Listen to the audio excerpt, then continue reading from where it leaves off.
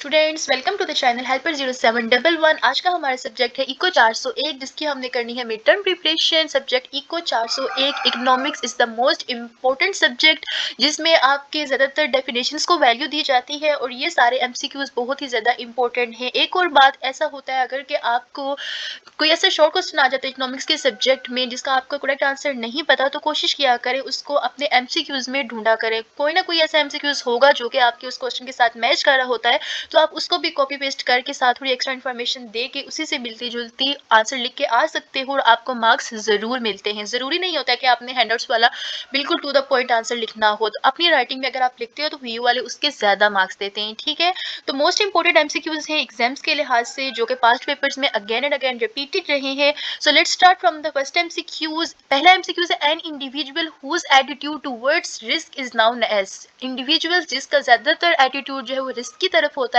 तो वो होता है रिस्क अवेयर्स। नेक्स्ट एमसीक्यूज है the concept of risk premium applies to a person that is. Risk premium का कॉन्सेप्ट किसके ऊपर अप्लाई किया जाता है? जो कि रिस्क अवेयर्स होता है। A normative economic statement. एक नॉर्मेटिव इकोनॉमिक स्टेटमेंट क्या है? It is a statement of what it is a statement of what ought to be not what is. ठीक है, इसमें क्या कहा गया है कि क्या किया जाएगा, हमारे पास क्या है और क्या नहीं है, तो ये है normative economic statement. Next MCQ है economics is different from other social sciences. Economic दूसरी सोशल साइंसेस से डिफरेंट है क्योंकि it is primarily concern with study of.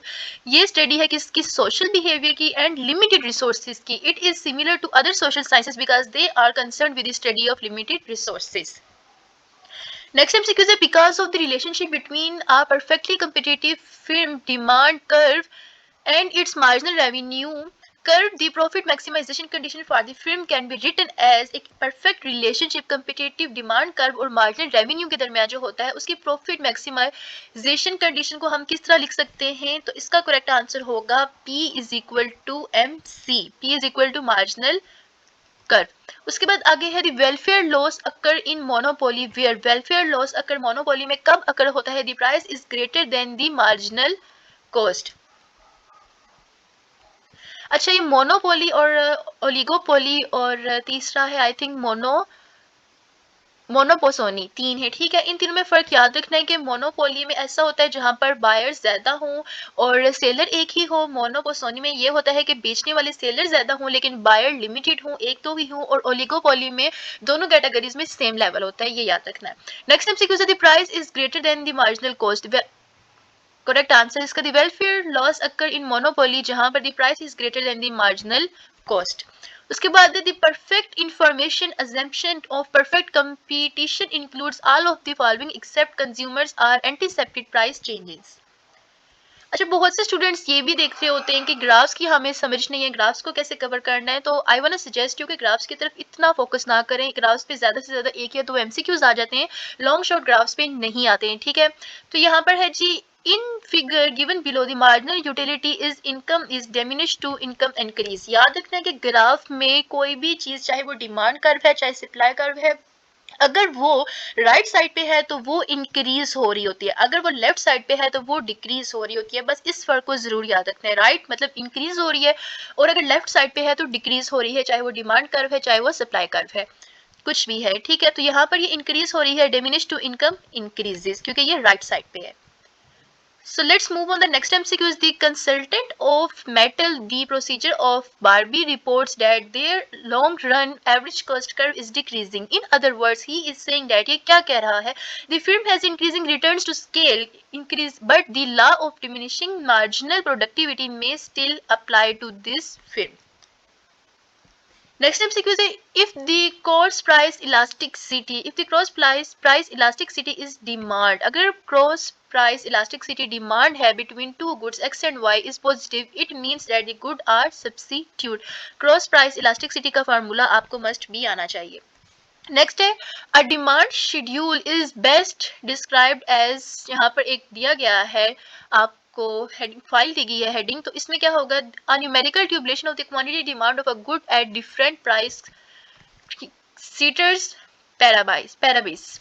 Next है which of the following best express the law of demand. This one is the most important and most repeated MCQs. ठीक है, ये वाला जो MCQs है ना, ये बहुत ही ज़्यादा इंपॉर्टेंट है कि which of the following is the best express of law of demand. Law of demand हमें क्या बताता है जी, a higher price reduce quantity demand, जो कि हायर प्राइस है वो डिमांड क्वांटिटी की डिमांड को कम करती है। डेफिनेटली हर इंसान अमीर नहीं होता है, ज़्यादातर मिड लेवल के लोग होते हैं। जब किसी भी चीज़ की आप प्राइस बहुत ज़्यादा रखोगे तो उसकी डिमांड डेफिनेटली कम ही हो जाएगी। तो ये हमें बताता है law of demand. Economics charts, economics 401, 402 and 403, ये तीनों ही सब्जेक्ट टोटली आपके कॉमन बेस पे हैं। आपको कॉमन सेंस के मुताबिक भी आप इसको आंसर दे सकते हो, ये हार्ड नहीं है, trust me. Which of the following would must likely shift the production possibilities curve for nation outward, इसका करेक्ट आंसर होगा an increase in the production of consumers good. Next MCQs है, the primary use of nicked demand curve is explain price rigidity in oligopoly.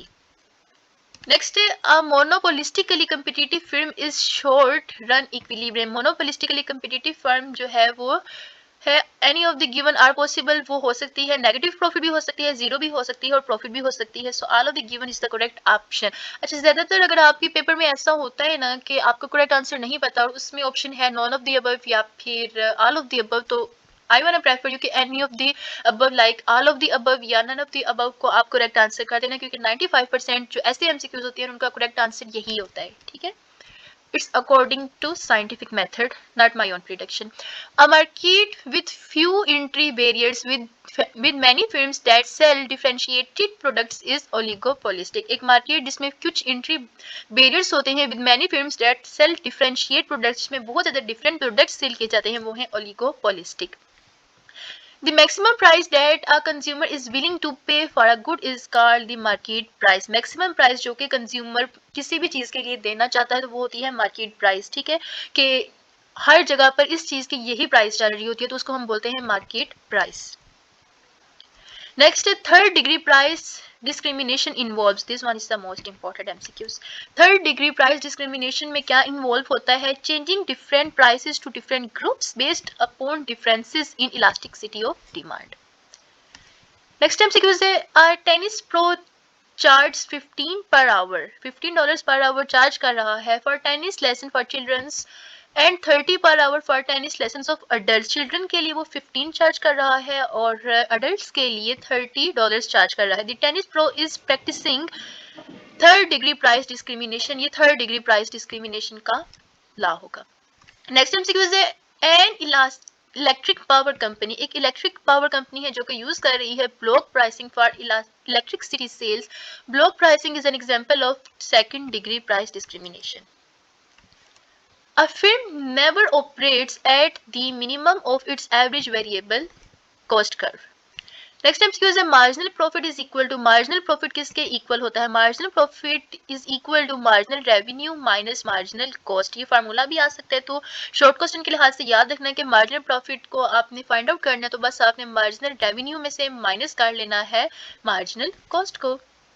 Next MCQ है, if current output is less than the profit maximising output then which of the following must be true, इनमें से कौन सा true होना चाहिए। इसका correct answer होगा marginal revenue is greater than marginal cost.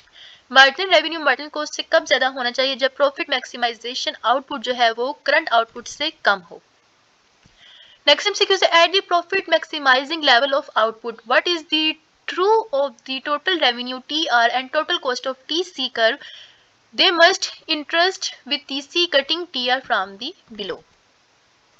आगे क्वेश्चन है, the total cost TC stands for total cost for producing computer software this kits Q is given as TC is equal to 20 plus FQ. What is the average of the total cost? इसमें से ये भी नहीं हो सकता, none of the given is the correct answer. Next है, in order for our taxi cab to be operated in New York City, ठीक है, न्यूयॉर्क सिटी में टैक्सी कैब को ऑर्डर किया जाएगा, it must be a medallion on its hood. Medallions are expensive, ये expensive है but can be resold and therefore are example of, लेकिन ये दोबारा से सेल हो सकता है expensive, लेकिन ये इसकी दोबारा रीसेल वैल्यू है, तो ये होगी एक अपॉर्चुनिटी कॉस्ट। अपॉर्चुनिटी मीन्स मौका है कि हम अगर ये दोबारा से बेची जाए तो डेफिनेटली उसकी प्राइस लेस होके जाएगी ना। कोई भी आप गाड़ी लेते हो, अगर आप उसको ब्रांड न्यू लेते हो तो वो एक्सपेंसिव होती है, लेकिन ऑलरेडी चली हुई लेते हो तो उसकी प्राइस लेस आपको मिलती है, तो ये एक अपॉर्चुनिटी हमें मिलती है। So that is the opportunity cost. Next है cost determine all of the following except demand of the product. Cost determine करती है सब चीजें लेकिन प्रोडक्ट की डिमांड को नहीं करती। I think this one will be not the correct answer. Firms behavior, how firms should expand firms profitability, मे भी इसका करेक्ट आंसर होगा firms behavior।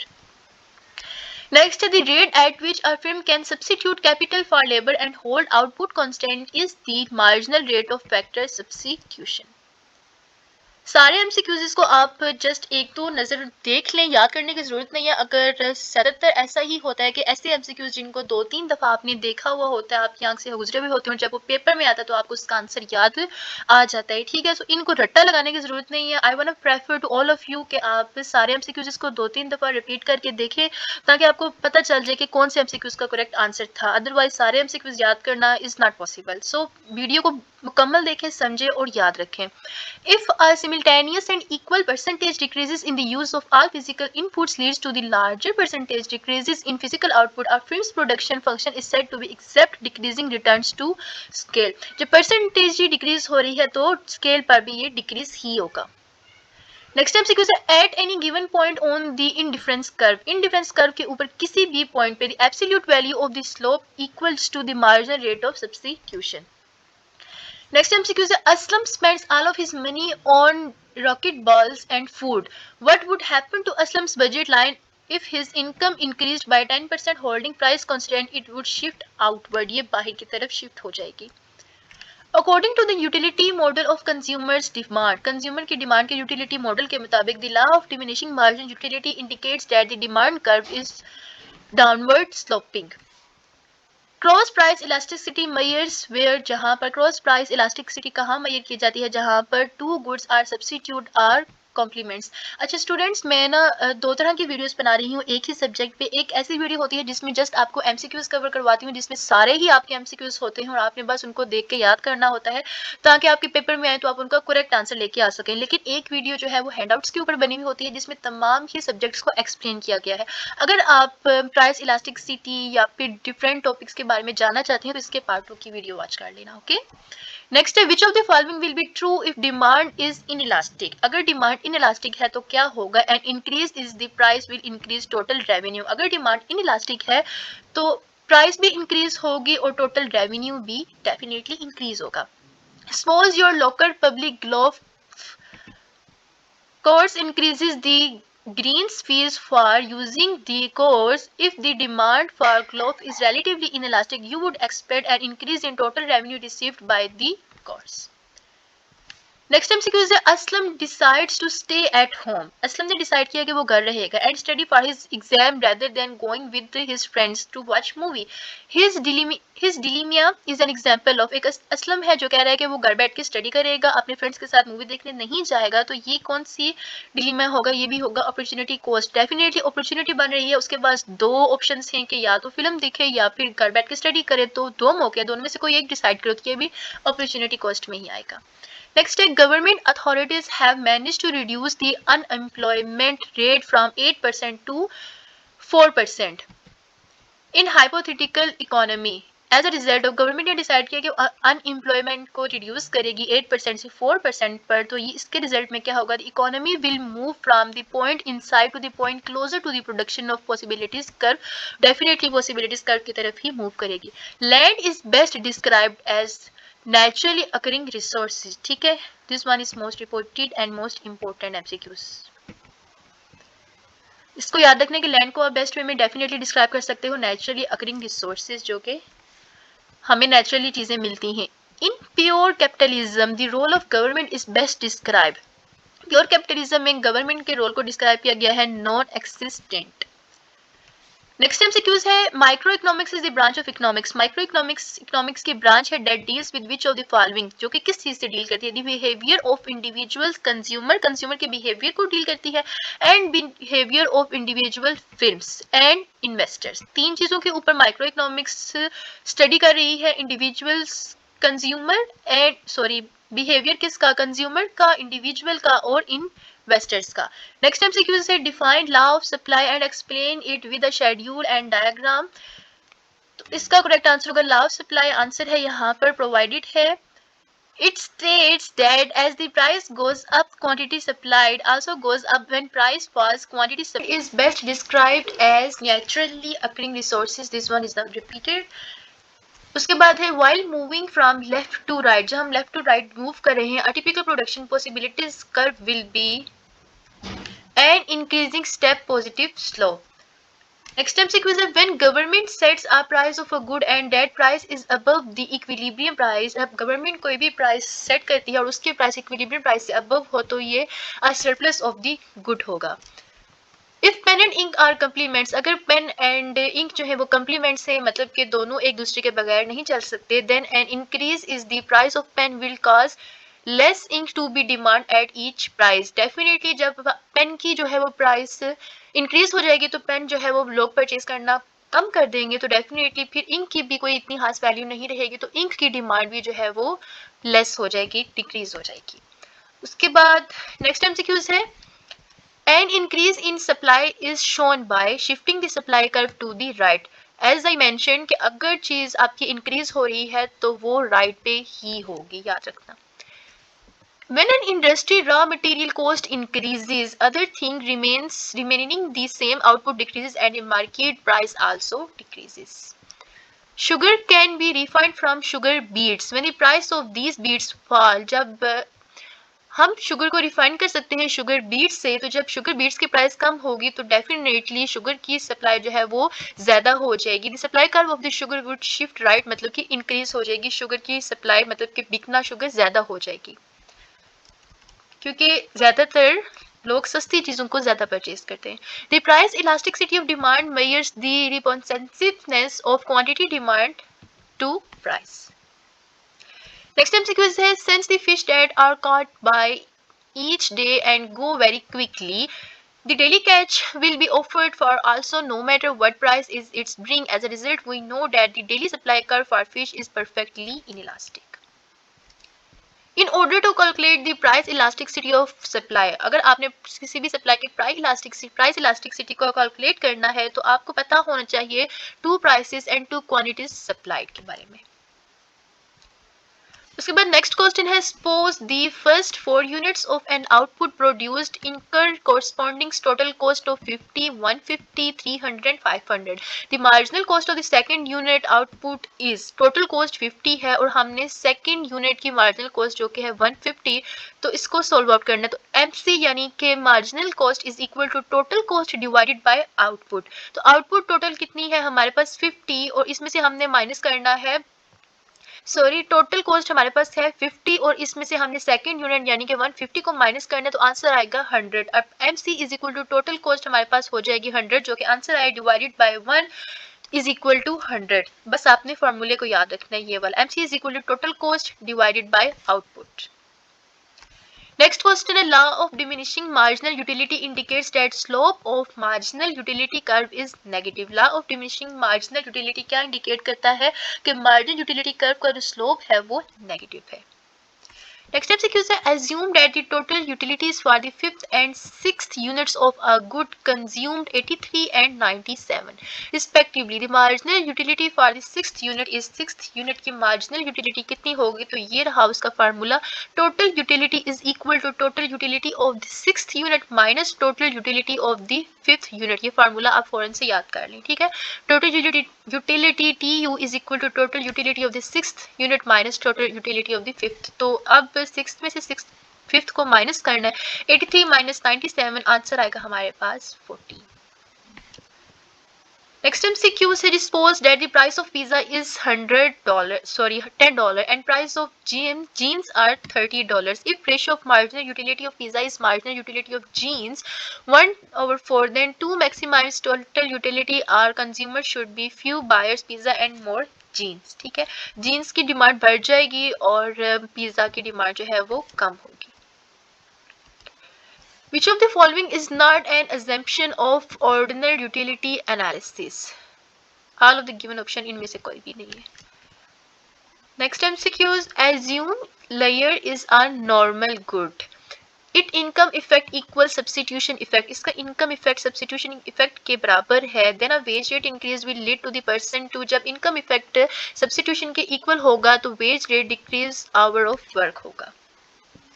Next MCQ is and initially leased one room space and started a small day care center with only 4 children and one staff member। एक आप care centre start कर रहे हैं जिसमें 4 बच्चे हैं और एक स्टाफ मेंबर है, but he found that the cost per child is very high, लेकिन per child की cost बहुत ज़्यादा high है। We wants to expand this center, हमें center को expand करना होगा। Which of the following will happen when Ali expand this center? जब अली center को expand करेगा तो क्या होगा? Economics of scale। Next MCQ is a graph showing all the combination of capital and labor available for a given total cost is the, तो इसमें correct answer होगा iso cost। Next and isoquant curve shows, this one is most important MCQs। सच्ची ये बहुत ज़्यादा important है और most repeated है, तकरीबन सभी बच्चों के पेपर में आया हुआ है, तो ये समझ लिया आपका 1 नंबर हो गया। An isoquant curve shows all the alternative combinations of 2 inputs that yield the same maximum total products। Next MCQ है L shaped isoquant। L shaped isoquant क्या हमें बताती है? Indicate that capital and labour can not be substituted for each other in production. Cost determine all of the following except demand for a product। Next MCQ है total cost are the sum of fixed cost and variable cost. Total cost जो है वो equal है fixed cost के और plus variable cost के। ये short question भी आ सकता है तो फार्मूला याद रख लें। नेक्स्ट है to find the profit maximising level of output. A firm finds the output level where none of the given option, इनमें से कोई भी नहीं होगा। नेक्स्ट है the good produced by a monopoly has no substitutes at all. Monopoly पे जो भी गुड प्रोड्यूस की जाएगी उसका कोई सब्स्टिट्यूट्स नहीं होगा। A perfectly competitive firm maximize profit by finding the level of production at which price is equal to marginal cost। Next MCQ है the monopolist has no supply curve because the quantity supplied at any particular price depends on the monopolist demand curve। Next है in monopoly which of the following is true at the output level where price is marginal cost। तो इसका correct answer होगा the monopolist is maximizing profit। Monopolist produce high quality goods at high price, ये इसमें include नहीं है। Next MCQ is when a firm charges each customer the maximum price that the customer is willing to pay, the firm engaged in first degree price discrimination। ये price की first degree discrimination में होगा। Next MCQ है third degree price discrimination involves. आगे हमने first का पढ़ा, ये थर्ड का है। थर्ड डिग्री प्राइस डिस्क्रिमिनेशन हमें क्या बताती है जी? Charging different prices to different groups based upon difference in elasticity of demand. Next MCQ is which of the following is true in long run equilibrium for a firm in the monopolistic competitive industry। तो इसका correct answer होगा the marginal cost curve is tangent to the average cost curve। Which of the following would most likely shift the production possibilities curve for a nation outward। तो इसका correct answer होगा an increase in the production of the consumer goods। उसके बाद next MCQs है जी a demand schedule is best described as। this one is most important MCQs। एक demand schedule को हम कैसे डिस्क्राइब करेंगे? a numerical tabulation of the quantity demand of a good at different prices and ceteris paribus।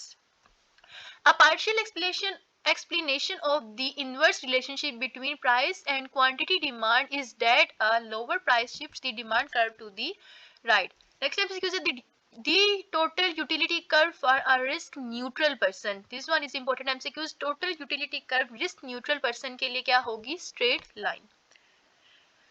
Next MCQ is in the figure given above the marginal utility income is right side पे है तो increase होगी, diminish to income increases। Next MCQs है a welfare loss occurs in monopoly। monopoly में welfare loss कब occur होता है? जब प्राइस ज्यादा हो जाती है मार्जिनल बेनिफिट से। नेक्स्ट MCQs है which of the following is not a factor of production। Factor of production में लैंड भी है, लेबर भी है, कैपिटल भी है, ये तीनों बहुत इंपॉर्टेंट है शॉर्ट क्वेश्चन के लिहाज से। What are the factors of production? So land, labour, capital, ये सारा कुछ आ रहा है फैक्टर्स ऑफ प्रोडक्शन में। इन्वेस्टमेंट फैक्टर्स ऑफ प्रोडक्शन में नहीं आती है, ठीक है। So let's move on the next one। which of the following does not refer to microeconomics? microeconomics क्या नहीं है? the study of economics behavior of individuals decision maker। हाँ, decision makers बिल्कुल भी नहीं है।